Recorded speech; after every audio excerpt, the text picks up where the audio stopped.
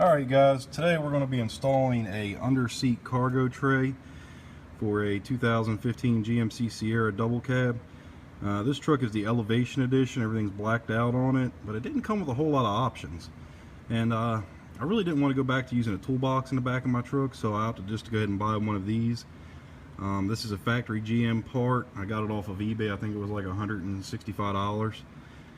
And I got it in just a couple days. I don't mind waiting because it's not that, life demanding. But anyway, it's really easy to install. It comes with these two little brackets here, and they come with the bolts in them. They're Torx head bolts. I'll give you this size when I actually go to install them. You'll only have to remove two original factory bolts for your seat. This is the rear seat folded up. You have one there, and you got one on the inside. As you can see, I've already removed it. That thing is, I used an 18mm deep well 1/2-inch drive socket and ratchet, simply because these bolts are pretty good size, and usually the bigger the ratchet, the easier it is going to be to work with. There's a little tight fit back in there, but as you can see, that's a Craftsman set, and it fit in there fine. Just got to be careful when you go to tighten it down, because it looks like you don't want to seat all the way down on the bolt. I tried a regular socket, and it just wouldn't, the ratchet wouldn't fit on it because the bolt's so long it stuck through. That's why I had to use a deep well. It's a really simple thing to do. I'm going to go ahead and bolt the brackets in there. Once I get the brackets, I'll show you what they look like bolted in place, and then we'll sit the cargo tray down in place and bolt it in place. Alright, stand by. Okay, we got the brackets bolted into place, and I found out something. You don't want to tighten them all the way down so that they're flush like this, because if you do, that'll sit like that, and then you got a big old gap down there. So leave this bolt unbolted a little bit, and then this way you can swivel. Sorry about that. This way you can swivel the brackets till you get it in place.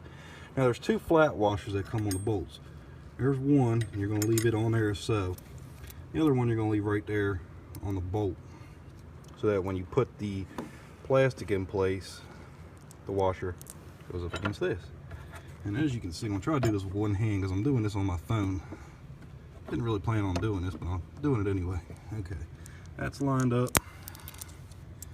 Now,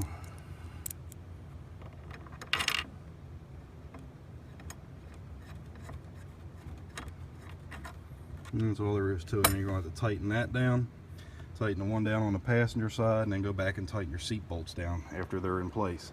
Let me see what size it is, just out of curiosity, real quick. Kind of helps to know what you're going to be working with before you actually do it. Especially if you don't have a lot of tools, you can just kind of buy what you need and then you're done, or borrow them. I'm using a T27 Torx bit. You can get this little set. I got this set here. It's got security bits and everything. It was from Harbor Freight. I got like 10 bucks on sale. And I do a lot of computer work and other stuff, and this thing has bits that I don't even use half of them, but the security bits are nice to have. So anyway, we're going to go ahead and bolt this thing back in, and then we'll come in and show you the finished product. Okay everybody, we got the rear seat cargo tray thing installed on the 2015 GMC Sierra. This is what it looks like with the seat folded back down.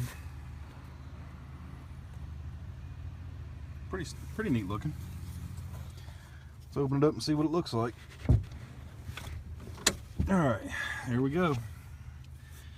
It's all bolted in place, nice and pretty. That's a little box that came with the truck factory when I bought this. It's supposed to be something for the tie downs for the bed, and I haven't even opened up the box yet. It's still sitting there. But like I said, I didn't want to go back to using a toolbox because I really don't carry that much stuff with me. But when I had my Dodge, I kept a lot of stuff underneath the seat. You hit the brakes and everything falls out. And this is a good little idea. Good part is you can still access your jack and tire hardware equipment. I was kind of worried about that when I started looking at it. I was like, ooh, am I going to be able to get to it? But yeah, you can still get to everything without a problem. To me, it's worth the money. I don't know if I'd buy it from the dealer because I don't know what they charge to do this and install it. It took me 20 minutes to install it, and I paid $165 for the tray. Might have been a little less, I can't remember. One thing I do want to mention though, on these bolts, when you go to tighten them up, you don't have to get crazy tight because this thing is only plastic. If you try to tighten them down Superman tight, you'll probably crack it. I used a 1/4-inch drive ratchet just to kind of snug them up. I mean, this thing is not, where's it going to go? You really don't have to have it that tight. It's a little flimsy, obviously, because it's only plastic and there's two little screws holding it down. So I mean, it's not the most steadiest thing in the world, but it serves its purpose. It holds stuff, it keeps stuff from sliding underneath the seats, and everything's organized. Alright guys, hope you appreciate it. Anytime I do an installing something on this truck, I'll try to post a video, kind of give everybody a heads up on what they're getting into. Take care now.